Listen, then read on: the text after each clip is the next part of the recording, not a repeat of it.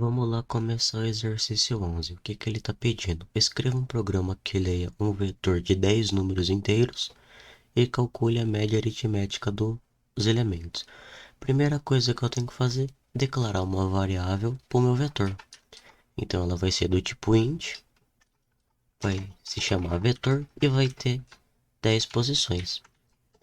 Feito isso, eu já tenho o meu vetor que vai armazenar 10 números inteiros. Agora eu vou pedir esses 10 números inteiros para o usuário. Então, o que eu vou fazer? Como eu vou trabalhar com for, já que eu tenho que executar o código que pede um valor para o usuário digitar 10 vezes, eu vou declarar o meu i e colocar for i começando no zero, i menor ou igual a 9 e mais. Fazendo isso, eu consigo executar o código que eu colocar dentro das chaves 10 vezes.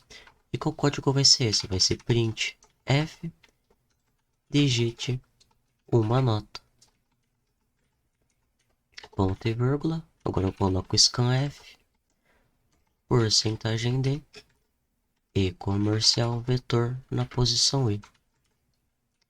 Feito isso, o que eu tenho?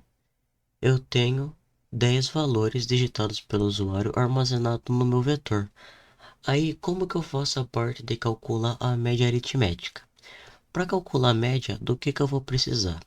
Eu vou precisar de uma variável que vai armazenar a soma e uma outra variável que vai armazenar a minha média. No caso da média, ela pode dar número com vírgula, então eu vou colocar float média. Perfeito. No caso da soma, o que vai acontecer? Eu tenho que somar todos os valores do meu vetor. Por exemplo, meu vetor tem 1, 2, 3. Eu tenho que somar 1, 2, 3.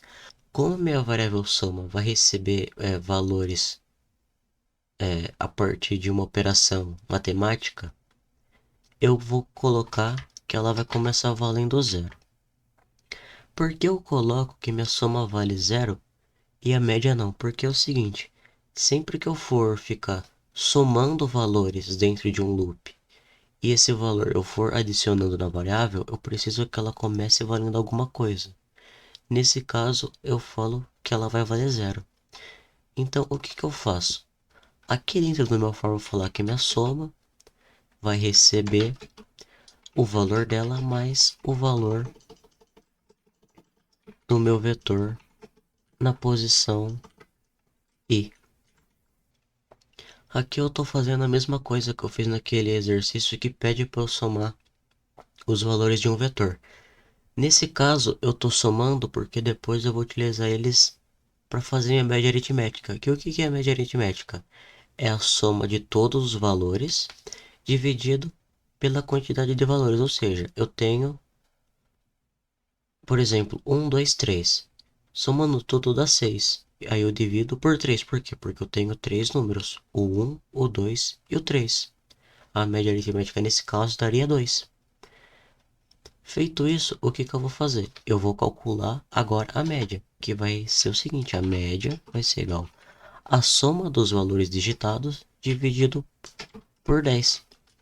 Por que por 10? Porque eu tenho um vetor armazenando 10 números. Feito isso, eu vou dar um print f, a média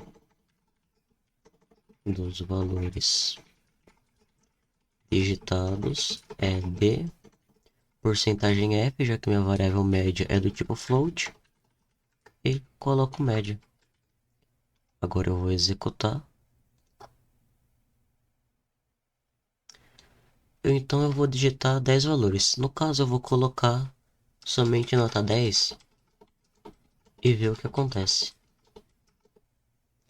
Perfeito. A média dos valores digitados é 10, porque ele somou 10 com 10, 20, 30, 40, 50, 60, 70, 80, 90 e 100 e dividiu por 10, que no caso vai dar a média 10. No caso, ficou com muitos zeros depois da vírgula, então o que eu posso fazer? Eu posso colocar 1.2f. Eu vou executar e vou digitar os valores.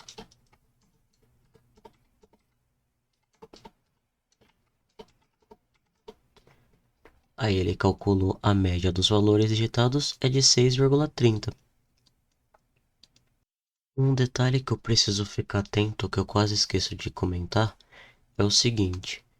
No caso aqui da média, se você reparar, eu coloquei 10.0. Por que eu coloquei o ponto zero? Porque eu tenho que dividir o meu valor por um número decimal, pois a minha variável média é do tipo float. Se eu definir, por exemplo, 10 aqui, o meu valor vai mudar. Um exemplo disso é o seguinte. Eu vou executar deixando o 10.0. Eu vou colocar o seguinte valor: 1, 2, 3, 4, 5, 6, 7, 8, 9 e 10. Nesse caso, ele deu 5,50. Se eu tirar o ponto zero, o que que vai acontecer?